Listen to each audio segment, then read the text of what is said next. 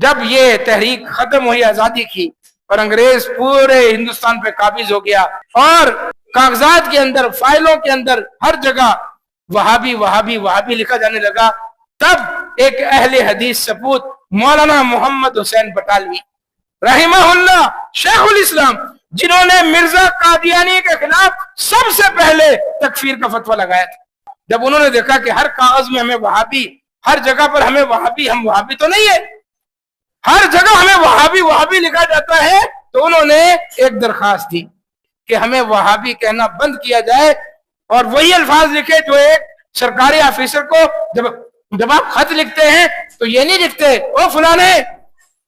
پھر بدماشی نہیں چلتی، مہذب طریقہ چلتا ہے، جو اس کا عہدہ منصب ہوتا ہے وہ عزت کے ساتھ تحریر کیا جاتا ہے کہ ہمارا نام وہابی نہیں ہے، ہم اہل الحدیث تھے،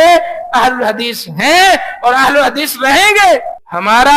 اصلی نام اہل الحدیث ہے، ہمیں آئندہ سے اہل الحدیث پکارا اور لکھا جائے۔ یہ باقاعدہ درخواست جمع کرائی، وائسرائے نے درخواست منظور کی اور اس کے بعد سارے ہندوستان میں یہ حکم نامہ جاری ہوا کہ جن کو ہم کل تک وہابی کہتے تھے وہ وہابی نہیں ہیں، وہ اہل الحدیث ہیں، ہم نے تو اپنا پرانا نام واپس کیا انگریز سے۔